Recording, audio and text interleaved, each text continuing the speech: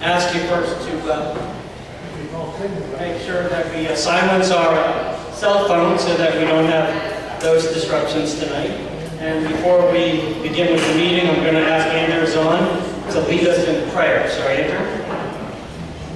Heavenly Father, we thank you for this evening, for the Lehigh Valley Tea Party, for President Donald Trump, who is here in Pennsylvania, for our candidates, Scott Wagner, Lou Barletta, all the congressional candidates.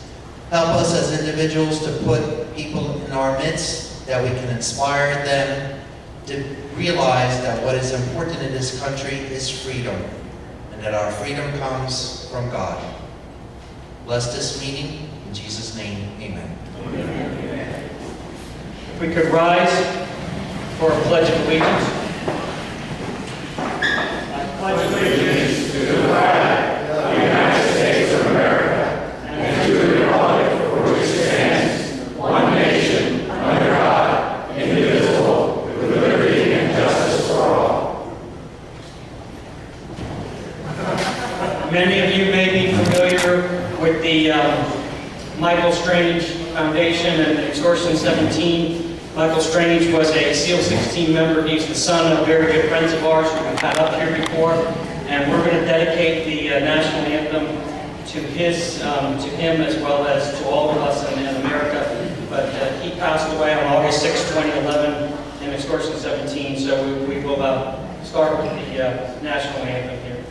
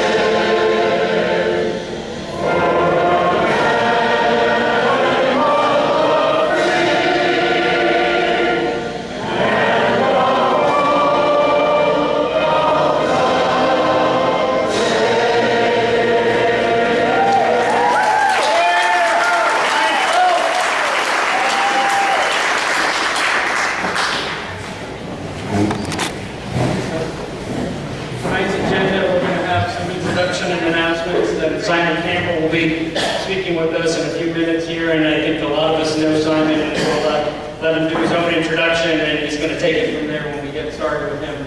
We'll have a break at 8 p.m., and we're going to then go to our Energy Committee with the moral case for fossil fuels and that presentation, and we're going to wrap up with some final comments tonight. So, first of all, if you are a new member and you do not have your membership card, they should be in the back there if you haven't picked them up. Yeah, I'm sorry, I'm looking here. See, Tom is so good at this that I have to learn in small steps here how to handle his step in his footsteps here. But we have membership forms on the tables if you haven't already signed up, and if you did sign up, and your card should be in the back. Any first-time attendees here tonight? Well, welcome.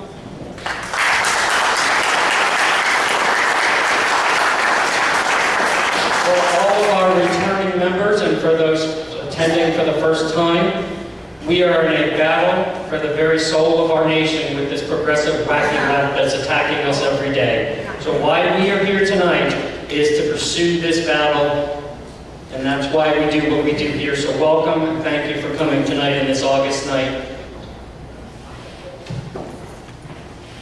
So we do a 50-50 raffle. Mo's in the back there, and she's been selling tickets. So through the night and at the break, you can continue to buy the 50/50 tickets.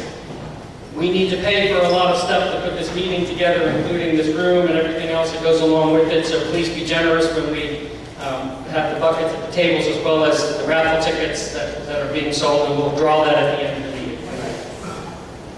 We also have the gun raffle. Bob's in the back there selling the tickets for the gun raffle, so please consider that. How far are we? 35 to go. 35 to go, so buy a gun raffle ticket there during the break there. All right, we also have Boy Scouts back here selling cannolis, so you need some nourishment there. It helps the Boy Scouts, and be generous with them as well, please. So we have these signs here, the build-to-wall signs that you've seen. We've been doing the support the agenda now for quite a while, and as you can see here from the thing, it says buy a sign with a stand for $10, and we'll place it on the roadway near a busy intersection. So in the back there, Eric, you're the one taking care of that? So see Eric if you want to buy one of those signs, and we'll take care of getting them out of busy intersections. And that's going to be part of the process that we're going to talk about later next month into what we're going to do going into the election with the flash mobs and everything else we're doing. So get involved with these signs and the other stuff we're doing with that as well. So see Eric in the back with regard to that. So we sell LVTP chips. Eric, are you taking care of that? He's in the back there, so if you want to do anything with the purchase of any of this stuff, you can take care of that. And we'll be hearing again from Eric later about the pig roast anyway. So see Eric if you want to. Eric is his son. Brian is sitting back there, and I get them confused. I don't know why. Okay. So we have the treasurer's report here. And as of August 1st, 2018, the total bank balance, as you can see, is $19,647.06. This is a very respectable balance, and thank all of your generous donations and all the activities that we've done to get there, and also thank the treasurer for her work in keeping all that together. As you can see, we continue to spend from our political fund in order to support conservative candidates. So we have green buckets there, which are to support the agenda money that we spend for that. So if you want to give a donation that will go particularly to our support the agenda political activities, put it in the green bucket. So sit there, I'm sorry, I'm not so good at this, but Tom's much better at it. Membership report as of August 1st, 2018, we have 1,749 associate members, regular members 329. That's a good number. Thank you very much, everyone, for participating and joining in. Total members now 2,078. Our goal for 2018 we set last year was 2,000 plus, so we are above where we wanted to be. So welcome everybody. Continue to bring people and continue to encourage your friends and neighbors to come and join and become members. Val. We have Val come up every month and talk about support the troops. Welcome. Thank you, Tom. We have to teach him to relax a little. I know we have an agenda, and we also have time restrictions, so I'll get right to it.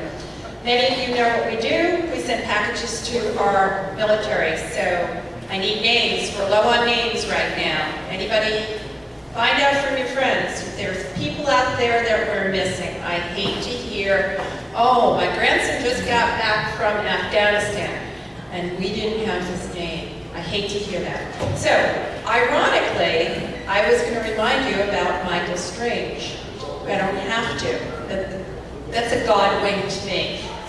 God always working in our lives. I was going to remind you about him because we all know about Charlie and Mary, is it Mary? And SEAL Team 6. Well, through the work that we do, Blair and I have gotten involved in Gold Star Parents as well. And we've become very, very friendly with Tom and Helen Seifert.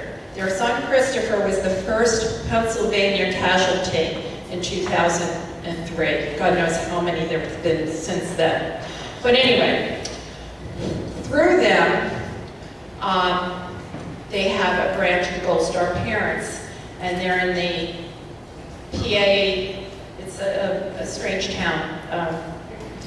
I'm a New Yorker, remember that. So anyway, there's a chapter. Anyway, they came and helped us pack. How ironic is that? I mentioned this last month that they were going to do this, but it actually happened. So there was 7 of them, and we packed 14 packages. They were like little children. They were not unlike the Boy Scouts or the Girl Scouts that come and say, oh, gotta put this in the box, gotta put this in the box. Those packages were the deepest and heaviest we've packed in a long time. They were packed good. After that, I went to lunch with them. Blair didn't come. He thought there was too many women. But I asked them if I'm out of line, please tell me. But could you share your stories about your heroes? It was unbelievable. One said my son was in the military for 28 years. I didn't know what he did. He was a sniper. He was killed. And it went like that. The other one, I have 2 children. My husband just died of cancer. We were on the phone Christmas Eve, the 3 of us on the phone. He was killed Christmas Day. Just those kind of stories. And yet we're still having men and women go over there. So it makes what Blair and I do very rewarding and keeps us going. And one of the package that we sent, we immediately got a response. Dear Valerie and Blair, I wanted to write you a quick note to thank you for the care package that I received at Camp Arajan in Kuwait. I greatly appreciate the goods and the nice letters, that's a lot of your letters, received from across Lehigh Valley. If possible, I'd love you to pass along a personal thank you to Helen Seifert for her letter and sacrifice as a military mom that lost a son in these conflicts. I am a Navy commander alongside the other services here. I have orders until March of 2019. I have about 50 other Navy reservists here, and I serve with and would love to distribute more of these care packages to them. Then he makes a list, popular items to receive, Crystal Light single-serve packages, coffee kega, cups, beef jerky, fruit snacks, granola bars, cookies, candy, gum, toiletries, etc. Thank you so much for what you're doing.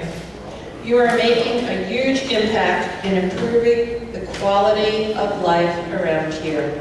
Regards, J.P. Queenscott, U.S. Navy.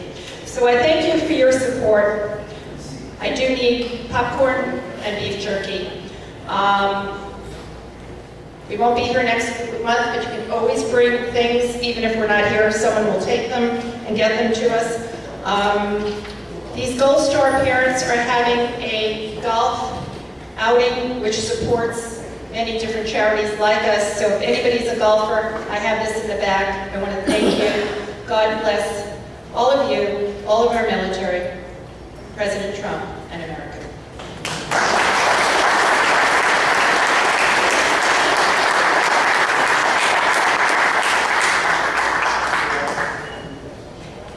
So now, Simon, come up and join us and introduce yourself to our membership here. Simon's been a great friend to the Lehigh Valley Tea Party. We've heard from him several times in the past, and welcome tonight.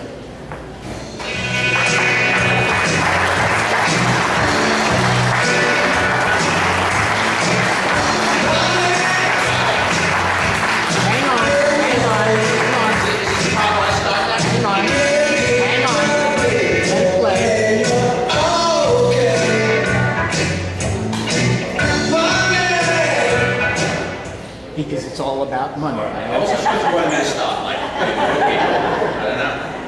Well, first of all, thank you for inviting me. It's lovely to be here and see a few familiar faces. As Tom just said, I've been here before, and I see I'm kind of graduating now. I'm in the ballroom, so this is very exciting. For those of you who are not familiar with me and who I am and what I do, I'm kind of a political activist by accident, if you will. You can all tell, those of you that have not met me before, that I'm from Alabama originally. Well, you don't believe it? You must have a funny accent. No, I'm a naturalized US citizen, born and raised in the UK. And I was naturalized in January 2009. So, what is it now, like 9 years I've become a US citizen. And you know, the naturalization process is very interesting. I often like to say, I wish we could have a law that required every member of Congress to take the citizenship test, just to see how many of them would flunk it. You know, you have to actually know something about the Constitution and the history of the country to become a citizen when you're not born here. And it seems to me that we have some elected officials that don't really understand it too well. So what happened was, when my family and I settled in, I'm from Bucks County, live near Yardley in Newtown. We moved here from Switzerland, we traveled around a little bit, and there was a teacher strike back in 2004 in my school district. And I'm just a foreigner, I just moved here, I'm an immigrant, I don't know what the laws are or anything. And I'm like, what do you mean there's a teacher strike? They kicked all the kids out for a month, and I kind of got the hump with the teachers union, to be straight with you. So I formed this little website many years ago called StopTeacherStrikes.com. Sign up now, and then all these people started signing up, and I'm like, well, what am I supposed to do now? I've got no idea. I'm just like, someone said, well, come on the radio, you're the expert. I'm like, I'm the expert. This is a $4.95 a month website. So my interest in politics and things kind of got going from that accidental issue, if you will, teacher strikes. And nowadays we don't see them doing it too much. But along the way, I served 4 years as a government official, a school board director. 4 years was enough. I don't think me and being in government is a good idea, because it's government, and I kind of always took the view that, like, whenever I went to a school board meeting, they're all the enemy. So it was kind of like an uncomfortable relationship for 4 years. And I am today, as you see from the screen, the president of Pennsylvanians for Union Reform, which is a non-profit group which deals with all aspects of public sector union power. And that's where I want to start the first part of my talk today. So I want to talk about 2 bills pending in Harrisburg. The first one is House Bill 1623. How many of you watched the news a few months ago and heard about the Supreme Court decision that basically eliminated compulsory union dues in the Now, I'm sure you're all aware, that vote, that was a 5-4 vote, and everyone knew that when Justice Scalia passed away, whoever was going to be nominated onto the Supreme Court, that issue, which has been percolating through the court system for years, it was going to be decided by whoever President Trump nominated. And that one vote clearly swung that decision 5-4 against the whack-pack liberal crowd, shall we say. So today, it creates an interesting situation. Many of you in this room, and myself included, have been championing the Right to Work initiative for many years. We've had bills in Harrisburg, and I go to press conferences, you guys lobby and advocate for the right to work. And in one swoop, the United States Supreme Court basically took care of that issue, at least in the public sector. They essentially enacted right to work across the entire nation. Now, no public sector employee who chooses not to be a union member can be forced to pay any dues.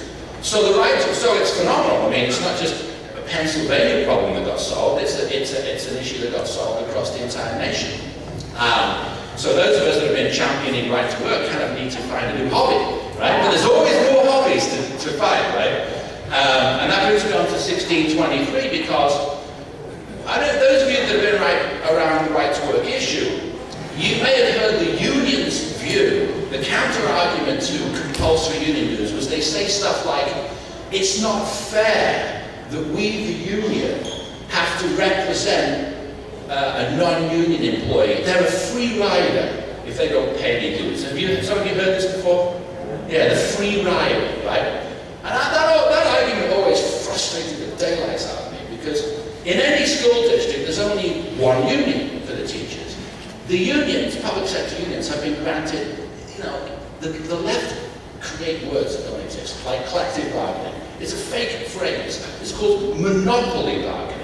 It's called compulsory representation. If you're a school teacher and you want to get a job, forget about dues. You have no choice about your workplace representation. So I've always been a little bit frustrated with the right to work issue, because it's only ever been about the dues. Should a non-union person pay dues? And I was at the last press conference a couple of years ago on right to work, and I was talking to State Rep Jerry Knowles, whom I've always got along with. I don't get along with too many people now.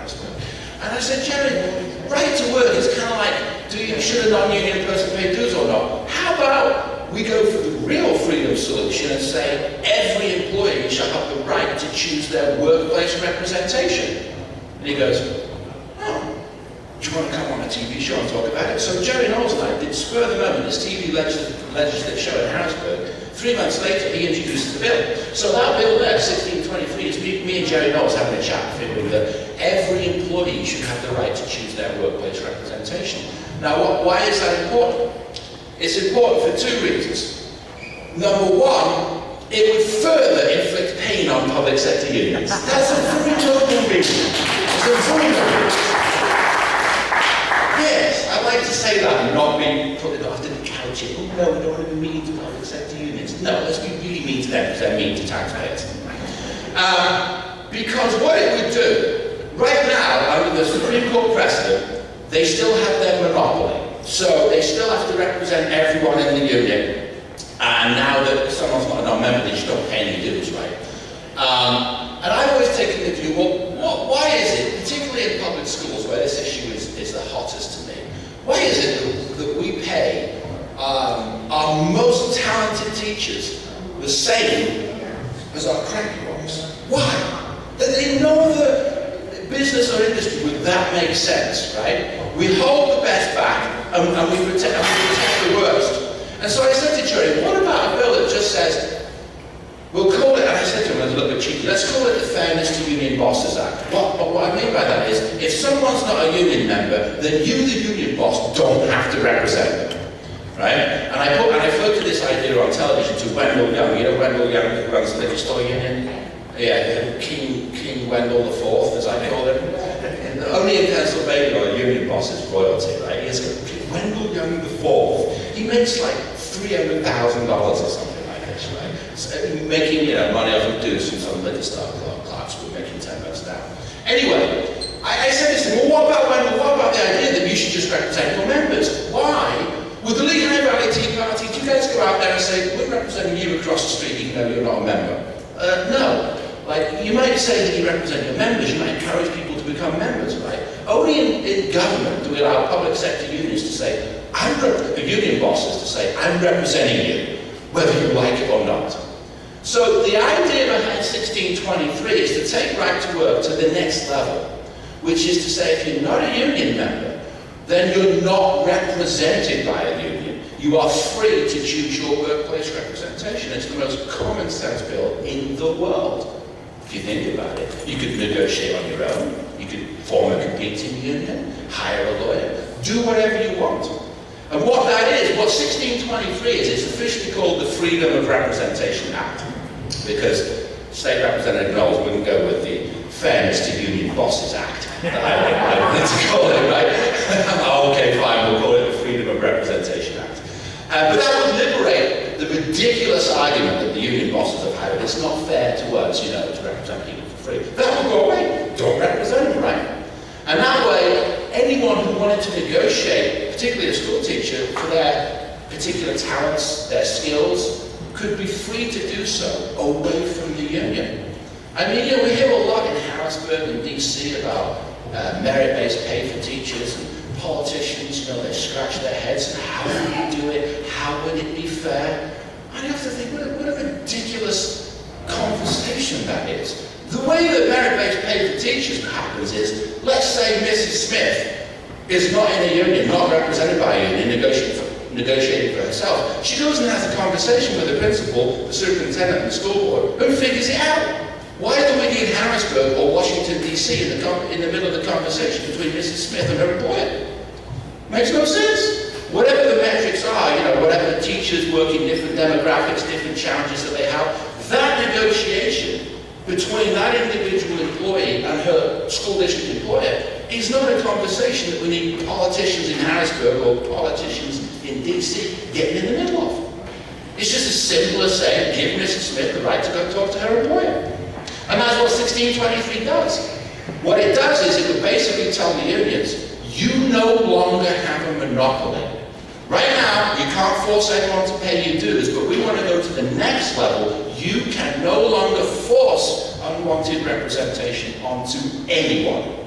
right? Because right to work is a dues issue, dues dollars. It's just about whether you can force someone to pay. The true solution is 1623, which is about letting people free to negotiate for themselves. Listen, if someone wants to join the union and pay dues, I don't like them, but if someone else does, it's a free country. But why are we still forcing people to be represented by union bosses if they think the union bosses suck? So I hope you'll all join me, because this 1623 is kind of like post-right to work. It says, we're not done with you union bosses yet, okay? So that bill is very important. It is called freedom of representation, and it would literally liberate every public sector employee in Pennsylvania. Do whatever you want. And people always say, well, how would that work? You get school board directors go, how would that work if we didn't have a union to bargain for everyone? I'm like, what do you mean, how would that work? How does it work in everyday life for companies all across this nation that don't have collective bargaining? People figure it out without the government and union bosses getting in the way.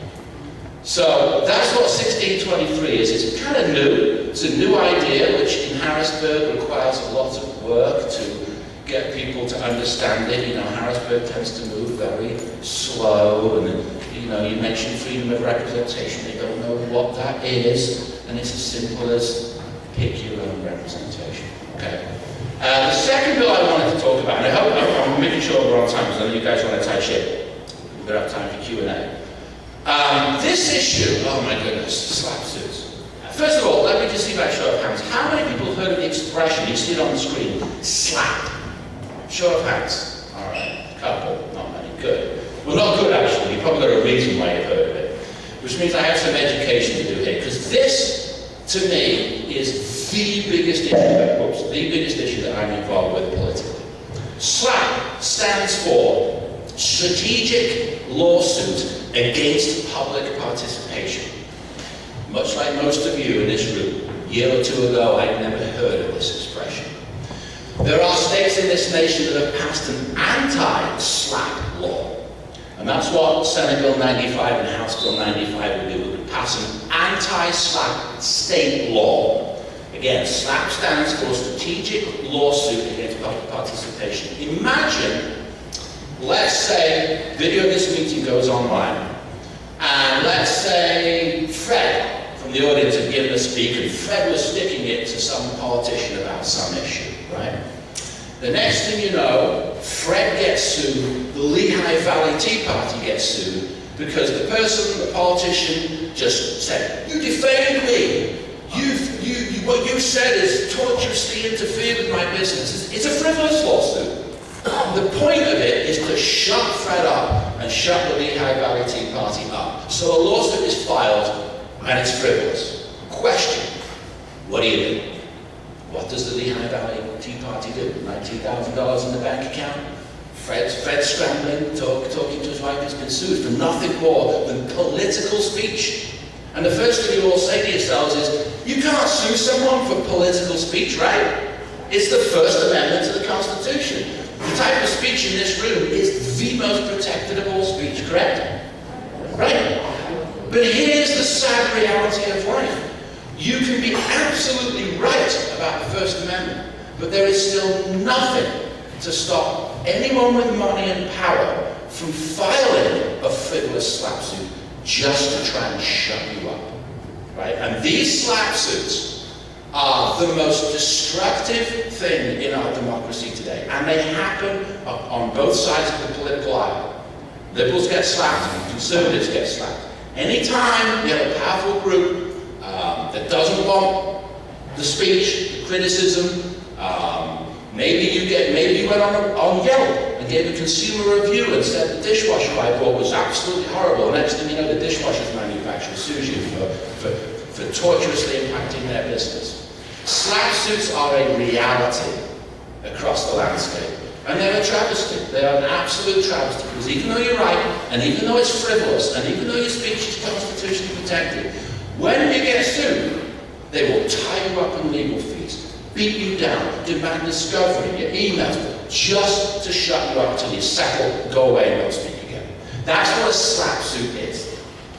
And having an anti-slap law is a way of, how can I put it? It's a way of a state creating a law that says our citizens' constitutional rights are going to be protected by this law.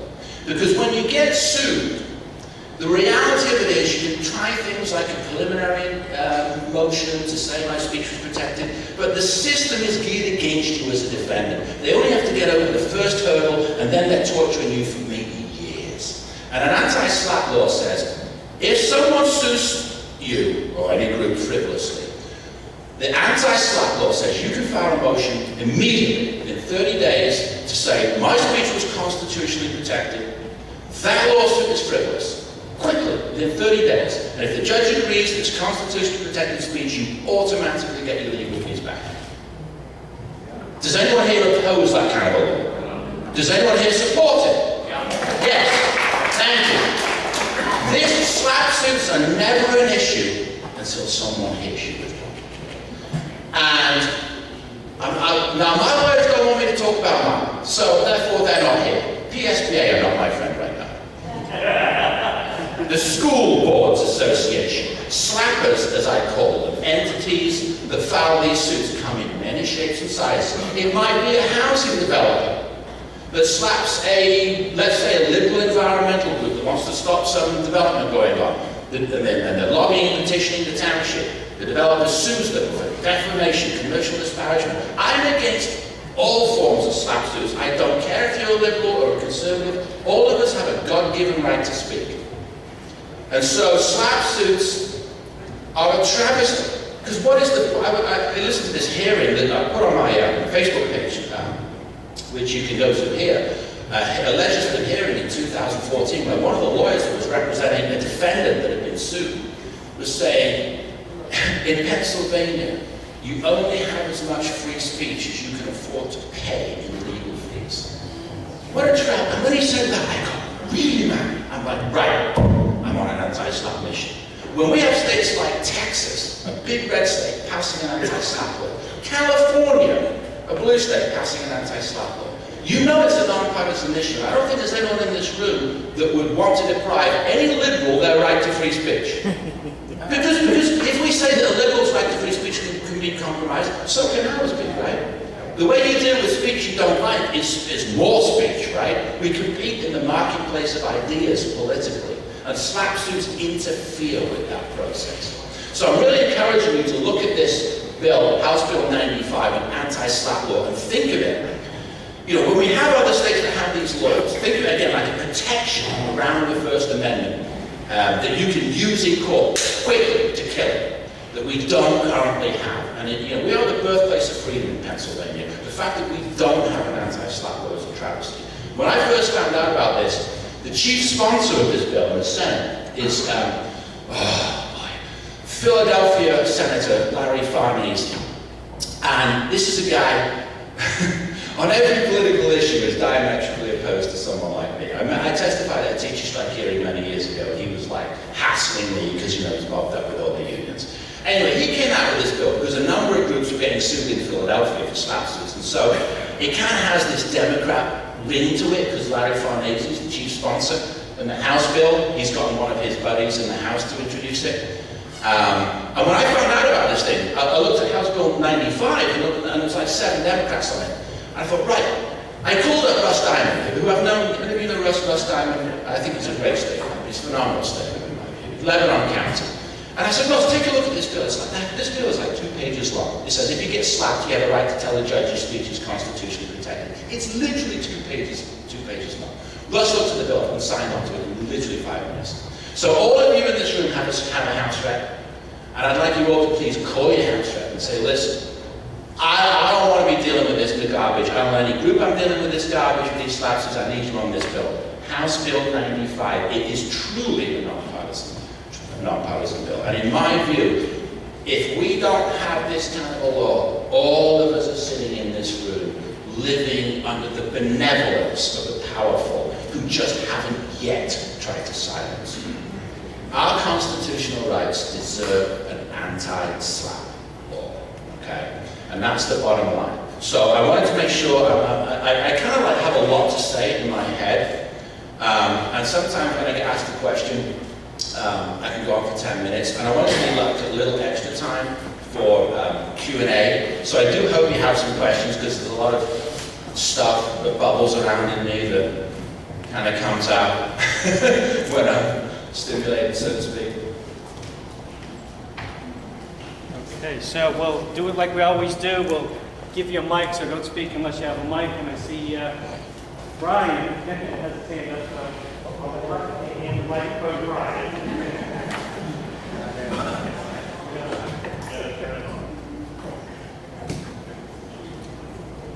It's a school board director. That's a government official. Everyone look out. He's all right though. Okay, there we go. Yes, and I actually have a government question on the freedom of representation. Yeah. And it's off the screen. I love it. I mean, you know, we've been fighting the unions. I've been fighting them for years. Finally, I'm going to be on the negotiating committee on this next, wish me luck, contract. But I do have one question. If each teacher represents themselves, since their pay is public, it's going to be very hard to go, I'm going to give this teacher extra money and not create all sorts of gobbledygook amongst the teachers, and you know how the unions love the, oh, well, we pay this, we got this, I'm not sure how that'll work. Okay, well, it's like this, Brad. If an employee, let's say you're a school board director, so there's 9 of you. Let's just say you are the 9 people. We'll call you the employer, if you will, because 5 of 9 on a school board equals the government, equals the employer. A teacher wants to come talk to you about the salary and pay. Would you want to refuse to talk to him or her? No, right. So what that bill does is it says, go have the conversation. What you talk about, how you come up with criteria for what should be paid, what shouldn't be paid, should it be merit-based pay, that is a conversation between you and her. What that bill does is it doesn't force you to have the conversation.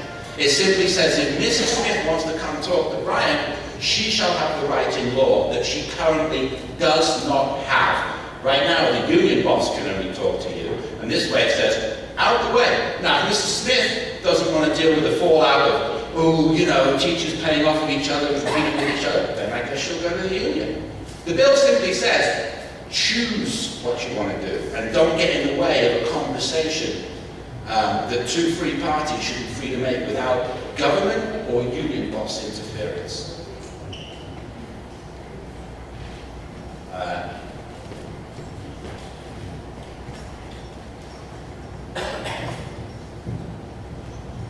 The question I have is, do you feel that campaign or public financing of elections for our representatives should be initiated? Because what you said about HB 1623, the biggest disincentive for our representation to do anything to help you in your cause and us is that the unions are pouring a ton of money into these people's pockets, and they have no choice but to cough up, walk that way, and smile.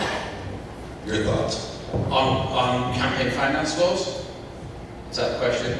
About public financing of elections for these representations in a way that it robs the unions of the patronage, that the money they pour into the campaigns to make these people act the way they want them to act. Well, I have mixed feelings about that. It's a little off topic, but let me tell you why. The Supreme Court has ruled it would really be unconstitutional to deprive any group or any citizen of making a political campaign contribution, because you'd be squashing their speech. So the issue is whether there should separately be to what is the right of any group to finance, political spending. Should there separately be public financing?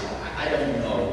I don't really know that that's the answer, because unless you take away the right of a group to spend whatever they want to spend, which you cannot do constitutionally, in my view, I don't know what public financing would do. I think it's much more relevant just to light a fire under these people. I mean, what you guys are doing in this room is the name of the game. This is what it's at. This is going, talking to these reps about these bills, talking to your friends and neighbors. I mean, when an issue becomes hot, money's important, but you know, if the word is out on an issue, that can overcome anything. Yeah, thank you. What is the status of the 3 bills?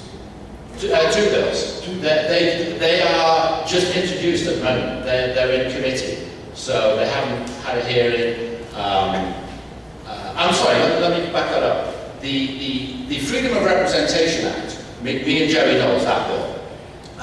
That's new as a concept. It's never been introduced in Harrisburg before. You'll understand when a bill is introduced, if it doesn't become law, it dies and then it gets reintroduced. That is a brand new bill. So that's going to take some education and some initiative to get moving.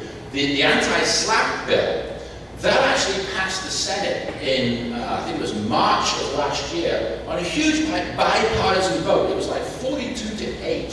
42 for it, 8 against it. Introduced by a Democrat chief sponsor, Larry Farnese in Philadelphia. Scott Wagner voted for it. Mike Farmer voted for it. All the good guys voted for it. Because like I said, that is truly a nonpartisan issue. So it's gone over to the House, the anti-SLAPP bill, controlled by the Republicans. And that's why I'm like, you know, the House bill version of it is just Larry Farnese saying to one of his Democrat friends, it's the same bill, right, introduced in the House, but that is stuck in committee. So the Senate passed it, it's stuck in committee, went to the House Judiciary Committee under Ron Marsico, who is retiring, I think, this year. And my mission now is to light a fire under the Republicans in the State House to say, listen, this bill is good, okay? It came out of the Senate on a big bipartisan vote. Forget about who the chief sponsor is. We'll all look the other way on that, right? Because what happens in Harrisburg is, you know, the House chairman can get a Democrat bill and go, oh, it's a Democrat bill. Goodbye.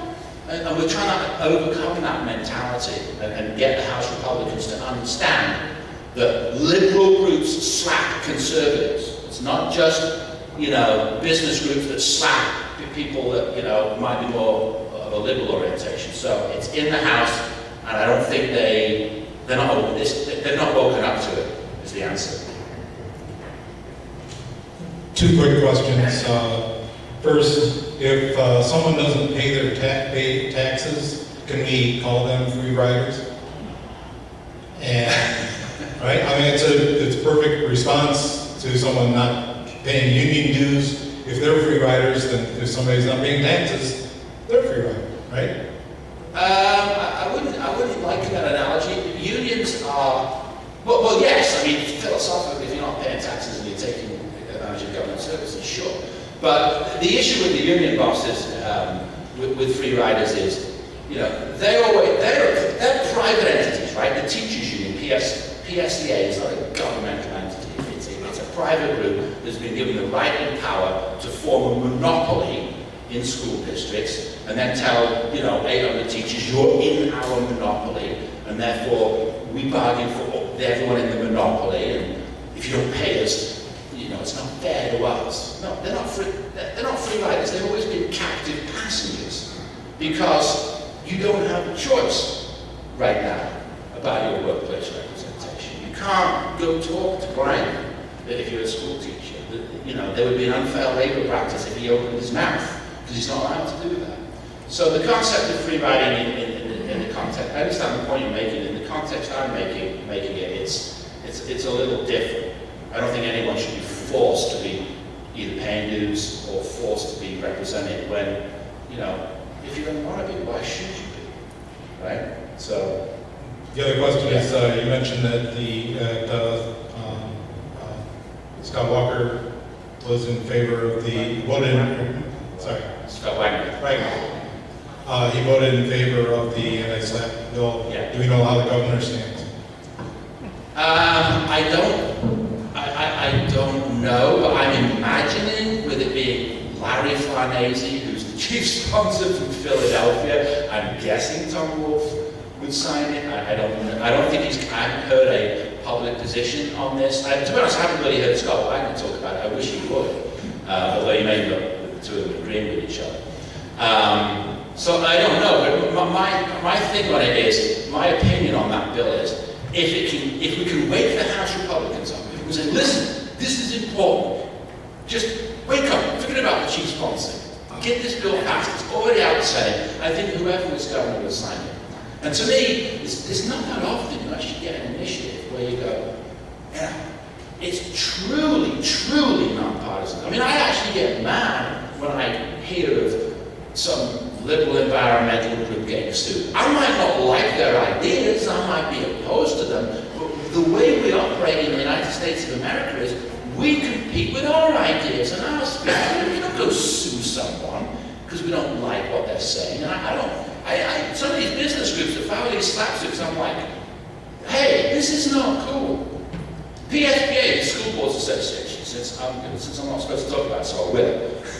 They filed a slapsuit on me claiming defamation because I put up a parody image of their CEO. I mean, the School Boards Association are funded with public money. I mean, everyone that pays school taxes, a piece of that gets sent to the PSBA. Bryan School District sends a piece of the property tax they collect to PSBA. What are they doing with the money? Well, I made a right to know request across the entire state of Pennsylvania. I made a right to know request of 600 public school entities across Pennsylvania to find out what PSBA are doing with the money. They filed a slap suit just because I made the request. They said it was, you know, harassing them. I'm like, what? I've got ACLU representing me in federal court. Me?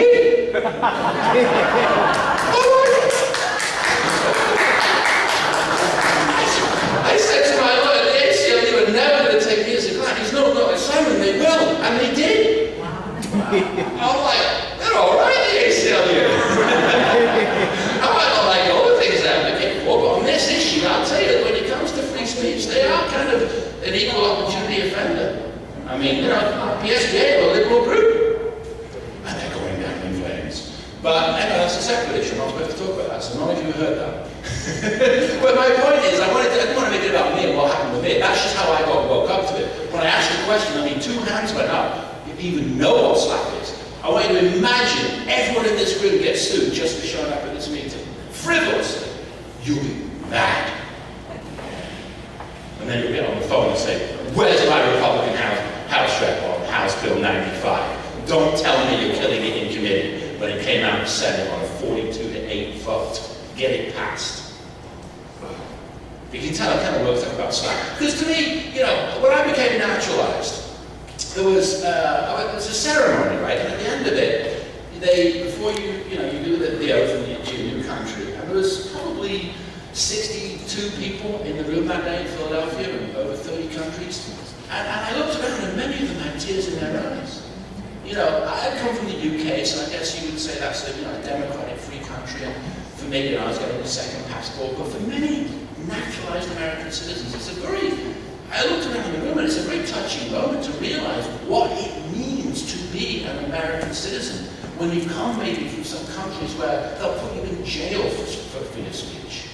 And the fact that we don't put people in jail in this country, but the fact that we have slap suits is so anti-American. Because when people are sued for political speech, it really rubs me the wrong way. So that's why I'm kind of wondering about it. Just 2 issues. With respect to unions such as the AFT and the NEA, they have a lot of power and authority out of that. That comes out of that monopoly representation of school teachers. And you read story after story in different news media outlets about teachers who are accused of committing horrendous acts in their capacities as teachers. And these unions step in and will represent them legally, defending their actions. I mean, you know, and maybe other people in the room know about what is the so-called rubber room in the New York City School District, where teachers sit for years doing nothing but getting paid because they can't be left in the classroom because of their conduct.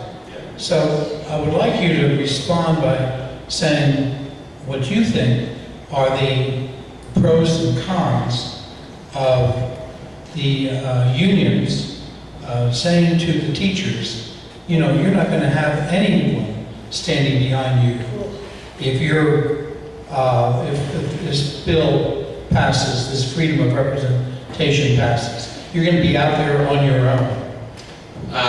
Well, it's a good question. Now that the Supreme Court has passed, essentially, I use the expression passed right to work, in other words, dues are not compulsory anymore. What it means, and I'll just get to answer the question in a second, what it means is as a practical matter, let's say you're in a school district and union dues right now are, say, $800 a year. What the current state of the law is now is you can quit the union, become a non-member, and save $800 a year, and you're still going to be represented by the union because they still have the monopoly power, right? Now, I'm taking the view as a political activist. I want every teacher's school email address. I want all of their mailing addresses so I can encourage them all to quit the union and get the representation for free. Why? Because it will inflict financial pain on the union. That's why. So that's as a practical matter, which is to defund them. Going back to the question of your question about the money. Encourage every teacher who may not know their rights. It's called Janus, that's a Supreme Court case. Just go to a teacher and say, listen, you quit the union, they still have to represent you exactly the same, and you're going to put $800,000 in a year. There's your pay raise.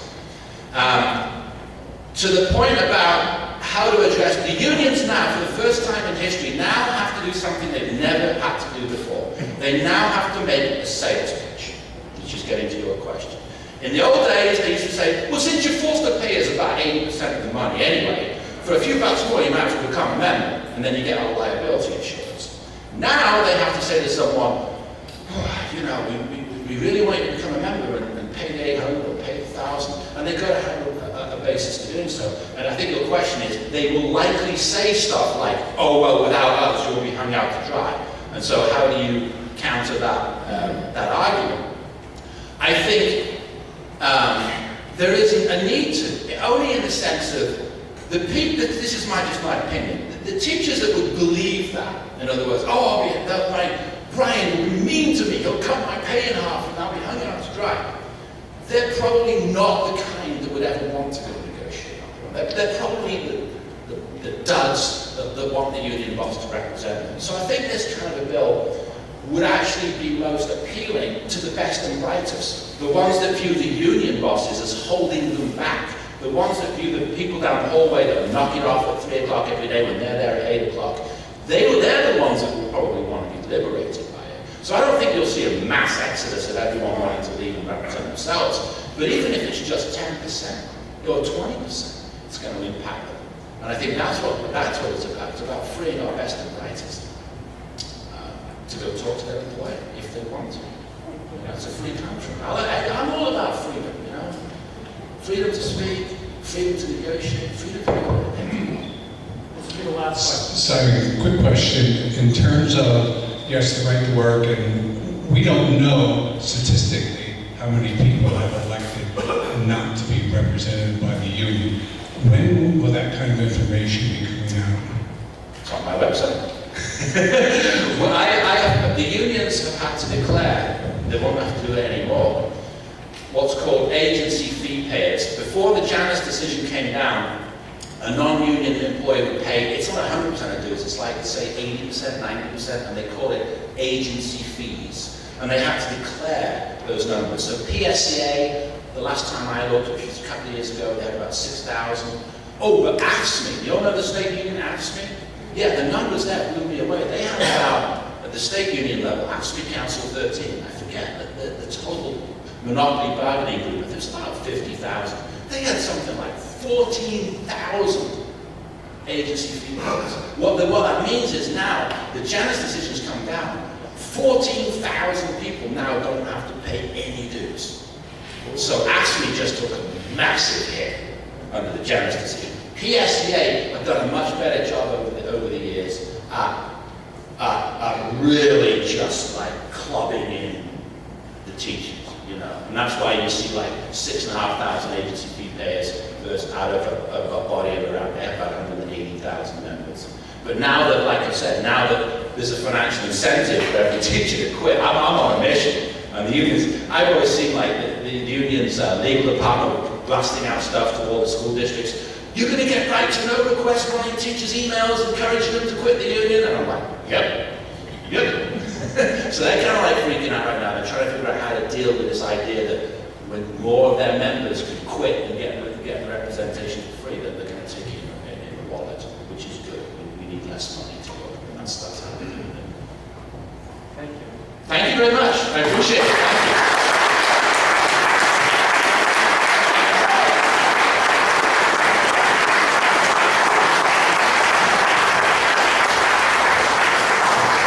When we started the idea of support the agenda, and we were talking about what we need to do as a constitutional conservative, or sort of a representative kind of idea of the God gave us rights, and we need to be fighting these battles against the progressive left. What we all recognized was we were fighting battles one at a time, and we were putting out fires.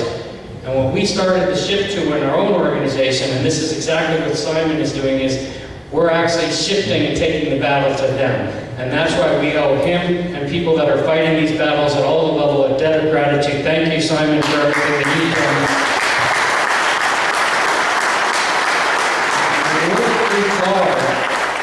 To that whole idea, well, most of us don't know, most of you don't know that in the last cycle, last political cycle, we had a political candidate that was threatening to sue us individually, some of us, and also the Tea Party for things that we were posting about the election. They were threatening to bring a lawsuit against us for that free speech. So you don't think that we are possibly impacted by this? So that's why we're going to have Tom address why we want you to really engage with this issue, because it is real, and we are targets because we are now impacting things, and they will target us because of that. Thank you, Tom. So, many of you have been through this process before. As Simon stated, we really need to get the message to our House reps. Of course, that's not the easiest thing to do, so we try to make it extremely easy for you. And we have an online petition. All you need to do, once you get to the petition, is to enter your name and address, your email, your cell phone, and press the submit button, and it will send messages to your state rep, your state senator, and the committee chairman for each of the bills, the two bills that Simon was talking about. So the most difficult thing is getting to the petition page. There are a few ways of doing it. Number one, if you are a member and a Lehigh Valley Tea Party member, and you checked in tonight, you would have received a message saying thank you for checking in.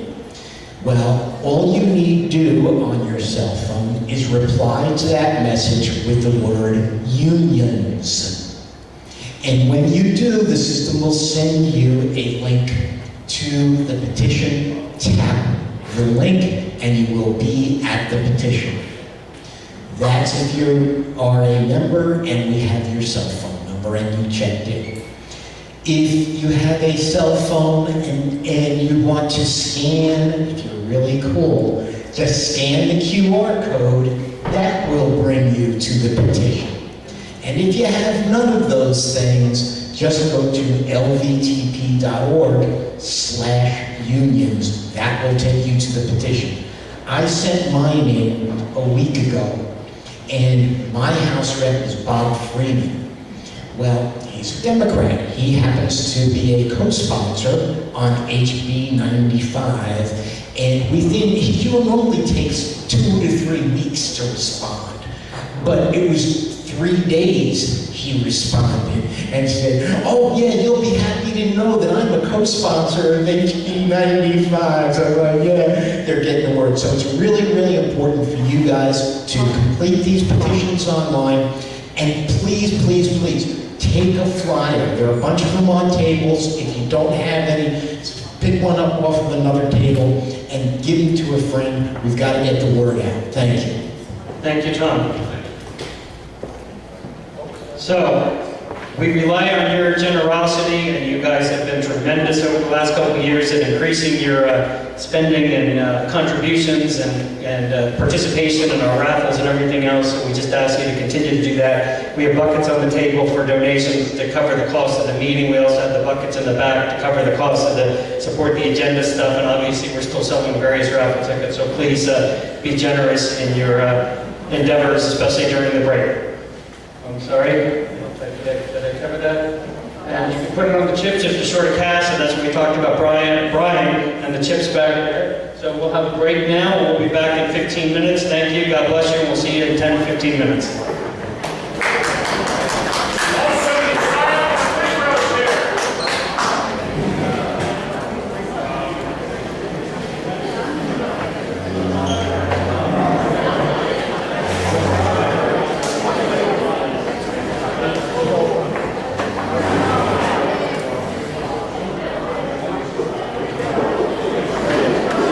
Center of line.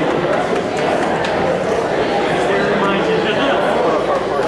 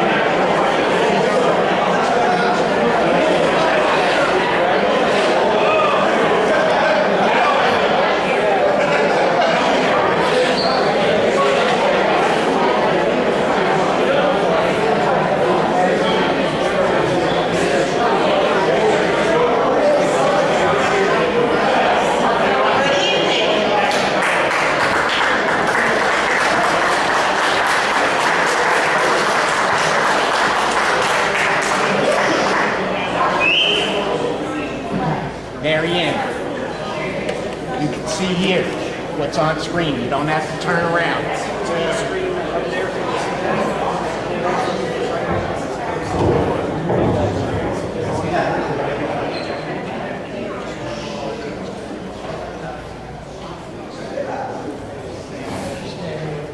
Good evening. It's not where it should be. I'm Mary Ann Watt, a non-technical member of the Lehigh Valley Tea Party Energy and Environment Action Committee, led by Paul Saunders. Our presentation tonight is based on a book by Alex Epstein entitled The Moral Case for Fossil Fuels, and the books are for sale back in the corner. We will hear from Mr. Epstein later in the program. Here are the key points to learn tonight. Fossil fuels are moral because they make human flourishing possible. Human flourishing is the standard for judging energy policies and fossil fuels. The environmentalist standard of zero impact on nature is dangerous and wrong. Intermittent, unreliable, large footprint, wind and solar, quote, renewable energy sources cannot replace stable, reliable, small footprint sources of electrical power like fossil fuels, nuclear, and hydroelectric. Now we'll hear Alex Epstein elaborate on these key points.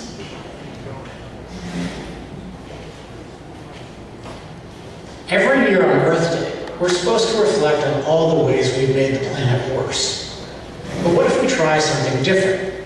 What if we reflect on all the ways we've made the planet better? Try this thought experiment. Imagine that we transported someone from 300 years ago, at the very start of the Industrial Revolution, to today's world. What would he think about our environment? Without question, his reaction would be one of disbelief. Not that we had destroyed his pristine natural world, but that such a clean, healthy environment was possible. The air is so clean, our time traveler might say. Where I come from, we're breathing in smoke all day from the fire we need to burn in our furnaces and stoves. And the water. Everywhere I go, the water tastes so fresh, and it's all safe to drink. On my farm, we get our water from a brook we share with animals, and my kids are always getting sick. And then the weather. I mean, the weather isn't that much different, but you're so much safer in it. You can move a knob and make it cool when it's hot, and warm when it's cold. And what happened to all the disease? In my time, we had insects everywhere giving us disease. My neighbor's son died of malaria, and you don't seem to have any of that here. What's your secret? I tell him that the secret was energy, specifically energy derived from fossil fuels, oil, coal, and natural gas. These fuels power machines that allow us to transform our naturally hazardous environment into a far healthier environment.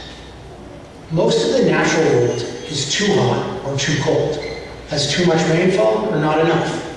Then there's bacteria-filled water, disease-carrying insects, tornadoes, earthquakes, and tsunamis, to name just a few of nature's unpleasant features. As our time traveler noted, 300 years ago, human beings spent a lot of time breathing polluted air from indoor fires. As unhealthy as it was worth the warmth. But we've been able to conquer all these environmental hazards. We've drained swamps, reclaimed land, cleared forests, built roads, constructed glass and steel skyscrapers. We've irrigated deserts, developed fertilizers and pesticides, linked oceans, all of it in humanity's incredibly successful effort to create a safer, cleaner, more habitable world. And we did most of this using machines running on cheap, plentiful, reliable energy from fossil fuels. To be sure, using that energy has carried risks and created negative byproducts. But thanks to technology, we get better and better at minimizing and neutralizing those risks. Los Angeles was once smog city. Now, its air is cleaner than it's been in decades. London's Thames River was once clogged with sewage. Now, it's clean. So, if you want to live in an environment that is safe, healthy, and clean, highly industrialized countries are the place to be. Where previous generations faced the risk of disease from simply drinking water, which was often contaminated, we have clean water, thanks to man-made reservoirs, treatment plants, underground pipes, and indoor plumbing. Where previous generations walked streets contaminated by large quantities of human and animal waste, we can conveniently and safely dispose of it thanks to sewer systems and the waste management industry. Where previous generations faced large-scale death whenever there was a severe freeze or heat wave, we can live in a comfortable climate year-round, thanks to insulated homes and modern high-energy heating and air conditioning. And the list of such life-improving positives goes on. Thanks to industrial agriculture and transportation, we have grocery stores full of healthy food year-round. Thanks to modern transportation, we have unprecedented access to the rich cultural experiences and natural beauty that the world has to offer. Many of the benefits of today's environment are reflected in life expectancy and population statistics. The average person lives longer in better health than ever before. In sum, human beings have made the earth a far, far better place to live for ourselves.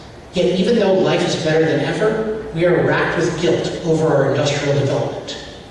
We hear endlessly that our footprint, meaning our impact on nature, is too big, and that we must go green by making a smaller one. We are made to feel bad for the impact that we have on land, on water, on plants, and animals. But mastering nature is precisely how human beings survive and flourish. It's time to stop thinking about how to save the planet from human beings and resume thinking about how to improve the planet for human beings. I'm Alex Epstein of the Center for Industrial Progress for Prager University. Joining Prager University. Why should you care about fossil fuels? Cheap, reliable, abundant energy is essential for modern human existence. Fossil fuels are the cheapest, most abundant form of energy available throughout the world. Why the environmentalist attacks on fossil fuel use? It's not about the climate. The global warming crisis is a myth. Only trivial warming will occur from carbon dioxide emissions. Environmentalism is a tool used to obstruct human activities and advancements, which is an attack on your human flourishing. Proposed solutions and their consequences require increased government power and increased control over your lives to implement. Fossil fuels are moral because they have allowed us to thrive, and this is the proper standard for judging fossil fuels. Wind and solar are not stable nor reliable. If the wind don't blow and the sun don't shine, and they require huge government support with financial subsidies and regulatory mandates. The bottom line of the moral case for fossil fuels is that the benefits to human flourishing are enormous compared to the very small cost of adapting to the insignificant global warming that will result from increased carbon dioxide emissions. Furthermore, climate prediction models can't predict climate. Satellite and balloon measurements prove that the computer climate prediction models cannot predict future global temperatures at all. Notice the huge difference between the global temperature that 102 different computer models predicted, the bold red line, and the far lower actual measurements of global temperature, the bold blue and green lines. In summary, global warming is being grossly lied about in order to allow people to grab our money and to grab political power over our lives. As you heard Alex Epstein state, We don't take a safe environment and make it dangerous. We take a dangerous environment and make it safer. There was extremely limited human progress prior to fossil fuel use. Poor human health, poverty, pollution of land, sea, and air. Human flourishing soared as fossil fuel-enabled technologies advanced. Think of the world prior to the harnessing of fossil fuel and compare that with the next few slides, showing the huge benefits that we humans have gained from using fossil fuels. Historically, there was very little change in the number and percentage of the world's people suffering in extreme poverty. It was not until the dramatic increase in the use of fossil fuels started in the 1950s that the number of people living in extreme poverty started massively decreasing, even while the world's population was greatly increasing. The huge green area on this plot represents the billions of people not suffering in extreme poverty. Benefit example number 2. Climate-related deaths are decreasing. In 1931, there were 3.7 million climate-related deaths worldwide. It's 3.7 million. While in 2013, there were only 29,400 deaths worldwide. And in 2016, deaths decreased to only 6,100. A tremendous decrease in just the last 87 years, thanks to the technology that fossil fuel energy has made possible. Benefit example number 3. Health trends improved around the world as fossil fuel use increased. This chart shows the huge health improvements from 1960 to the present across the board and around the world.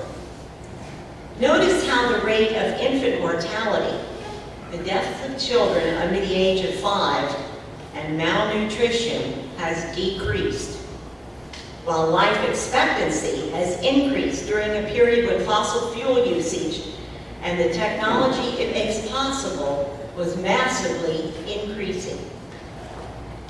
Benefit example number 4, immense human progress by using fossil fuels. Life expectancy has increased just as CO2 emissions have gone up. GDP per person has increased, even as the population has increased. In addition, if you care about, quote, saving the whales, you should be praising John D. Rockefeller and fossil fuels because they are what saved the whales. What was human life like before fossil fuels? This cartoon says it all. In case you can't read the words of the caveman, he is saying, something's just not right.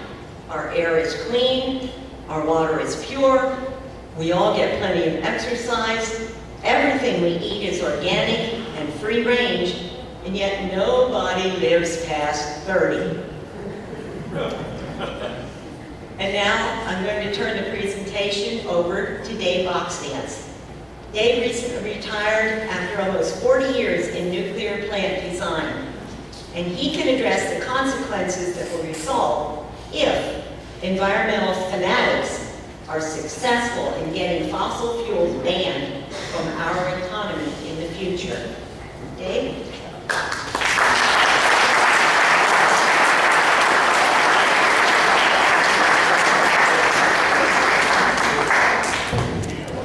Thanks, Marianne.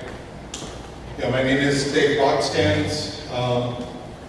And in terms of full disclosure, yes, I had a career in nuclear power plant design, so I'm well aware of the energy situation in the country. And in terms of full disclosure, my family does own some coal properties on mine right now in eastern Kentucky, where there's a lot of poor people because of it, because it's not being mined. So, our question is, why not wind and solar? Wind and solar are renewable energy sources, which are more properly referred to as medieval power, because that's where it's taking you back, right back to medieval days. Now, to answer this question, we must know why wind and solar energy are not acceptable alternative energy sources for our industrial civilization. Next. All right, this is another fair warning, there's math involved here. All right, here we see the trend in use of different energy sources starting in 1991 through 2016. And as you can see, coal, natural gas, oil are predominant. This is worldwide energy consumption and from all sources. There's a healthy contribution of nuclear and hydroelectric shown in here. And this little tiny squiggly thing here, renewables, your wind and solar. So ask yourself one quick question. If renewables are the future and they're going to supplant fossil fuels, they've got a lot of work to do, okay? This is where we are today. This is how much energy is being used, and this is how much is being generated by renewables. So do you really think that renewables are going to expand to fill the rest of that, or make a significant dent in it? So even this doesn't tell the whole story. Energy has to be supplied when and where it's needed. You can have all the supply in the world, but if it's not where you need it, when you need it, it does you no good whatsoever. Let's consider Germany. Germany's gone whole hog in for natural, renewable energy production, electricity production. This, we're looking at here, there's a lot of squiggly lines here, but if you bear with me, this is the month of February 2017. 2018 is substantially the same. And it starts over here from the beginning of the month to the end of the month. So you're looking day by day on the on the types of energy used to generate electricity on a daily basis. See the little tiny yellow specks up here that come and go, that's solar, okay? In the middle of February in Germany, you're not going to get a lot of contribution from solar. This would be gas, this would be hard coal, brown coal, nuclear, and even some biomass here, okay? So, and the reason that it goes up and down here is because every day your electricity demand on a national level and even on your home level. Think of it this way. You get up in the morning and maybe your furnace is on, but no lights are on, your refrigerator is running, but not much else is going on. You get up in the morning, you turn the TV on, you turn on the hot water, you fire up the range, and things start increasing. And as the day goes on, your electricity demand goes up, and it peaks about 3 o'clock in the afternoon, and then starts coming back down again naturally in the evening as commercial and industrial requirements come and go. But if you notice one thing, it goes up and down every day. So every day you see a peak in here, but it never goes anywhere near zero, which is way down here. So the power requirements below the minimum on a day-by-day basis is called the base load power. You've got to have that base load power every day and constant. So that's provided by coal, nuclear, and this biomass here, okay? You look up top and we see the solar that comes and goes. And look at the green here, that's wind. That's their contribution to wind. And you take it when you get it, folks. Over here you can see, yeah, look, there's a lot of wind here. But you look back here, there's not much wind. So they take their hard coal plants and they cycle them. And when the wind starts blowing, somebody makes a phone call to the hard coal plant and says, hey, start ramping up because we're losing the wind power. Okay? So this shows a contrast between the so-called renewables and what we call dispatchable fuel-driven power. Okay? So let's go on to the next one.